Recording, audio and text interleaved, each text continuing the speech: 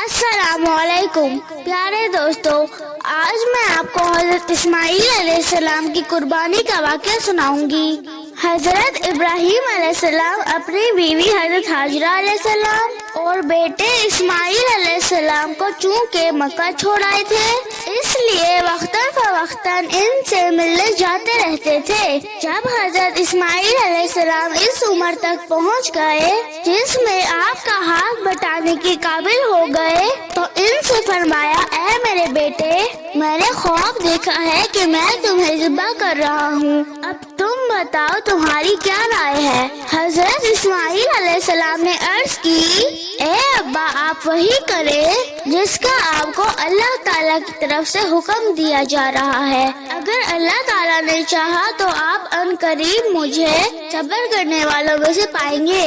जब हजरत इब्राहीम अलैहिस्सलाम अपने फर्जंद को ज़िब्हा करने के लिए चले तो शैतान एक मर्द की सूरत में हजरत हाजरा अलैहिस्सलाम के पास आया और कहने लगा, क्या आप जानती हैं कि हजरत इब्राहीम अलैहिस्सलाम आपके साहबजादे को कहाँ ले जा रहे हैं? आपने फरमाया, वो उस घाटी में लकड़ियाँ लेने के लिए गए हैं। शैतान ने कहा, खुदा की कसम, ऐसा नहीं है, वो तो आपके बेटे को ज़िब्हा करने के लिए ले गए हैं। हजरत हाजरा रजी अल्लाह ताला अन्हा ने फरमाया, हरगिज ऐसा नहीं हो सकता, क्योंकि वो तो अपने बेटे से बहुत प्यार करते हैं। शैतान ने कहा, उनका गुमान ये है कि अल्लाह ताला ने उन्हें इस बात का हुक्म दिया है। हजरत हाजरा रज़ी अल्लाह ताला अन्हा ने फरमाया, अगर उन्हें अल्लाह ताला ने हुक्म दिया है तो फिर इससे अच्छी क्या बात हो सकती है कि वो अपने रब ताला की अताअत करे। यहाँ से नामुराद होकर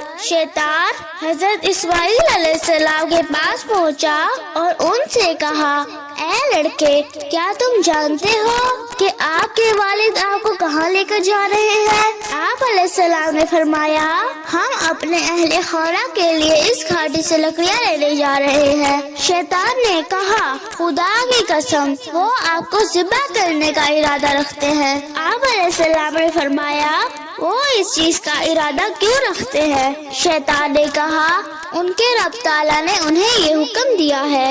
हजरत इस्माईल अलैहिस्सलाम ने फरमाया, फिर तो उन्हें अपने रब ताला के हुक्म पर अमल करना चाहिए। मुझे खुशी से ये हुक्म कबूल है। जब शैतान ने यहाँ से अपने मुंह की खाई तो वो हजरत इब्राहीम अलैहिस्सलाम के पास पहुँचा और कहने लगा, ऐ शेख, आप कहाँ जा रहे हैं? हजरत इब्राहीम अलैहिस्सलाम ने फरमाया, इस घाटी में अपने किसी काम से जा रहा हूँ। शैतान ने कहा, अल्लाह की कसम, मैं समझता हूँ कि शैतान आपके ख्वाब में आया और उसने आपको आपका फर्जंद ज़िब्हा करने का हुक्म दिया है। इसकी बात सुनकर हजरत इब्राहीम अलैहिस्सलाम ने इसे पहचान लिया और फरमाया, ऐ दुश्मन खुदा, मुझसे दूर हट जा। खुदा की कसम, मैं अपने रब ताला के हुक्म को जरूर पूरा करूँगा।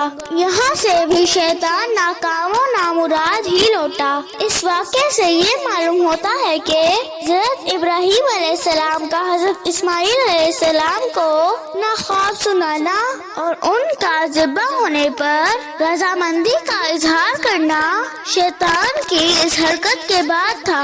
हज़रत इब्राहीम अलैहिस्सलाम और उनके फर्जंद ने अल्लाह ताला के हुक्म के सामने सर तस्लीम खम कर दिया।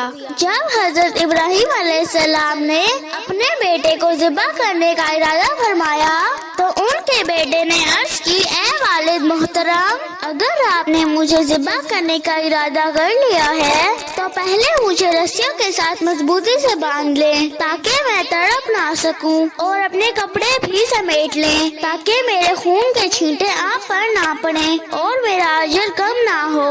अपनी छुरी भी तेज कर लें ताकि वो मुझ पर आसानी से चल जाए और जब आप मुझे ज़िब्हा करने के लिए लिटाएं तो पहलू के बल लिटाने की बजाय पेशानी के बल लिटाएं, क्योंकि मुझे इस बात का डर है कि जब आपकी नजर मेरे चेहरे पर पड़ेगी इस वक्त आप آپ کے دل میں رکت پیدا ہوگی، اور وہ رکت اللہ تعالیٰ کے حکم کی تعمیل اور آپ کے درمیان حائل ہو سکتی ہے۔ اور اگر آپ مناسب سمجھیں تو میری قمیض میری ماں کو دے دیں تاکہ انہیں تسلی ہو اور انہیں مجھ پر صبر آ جائے۔ حضرت ابراہیم علیہ السلام نے فرمایا، اے میرے بیٹے، تم حکم الہی پر عمل کرنے میں میرے کتنے اچھے مددگار ثابت ہو رہے ہو۔ اس کے بعد بیٹے کی خواہش کے مطابق انہیں پہلے اچھی طرح باندھ دیا، پھر چھری تیز کی اور اپنے فرزند کو منہ کے بل لٹا کر ان کے چہرے سے نسل ہٹا لی، پھر ان کے حلق پر چھری چلا دی تو اللہ تعالیٰ نے ان کے ہاتھ میں چھری کو پلٹ دیا۔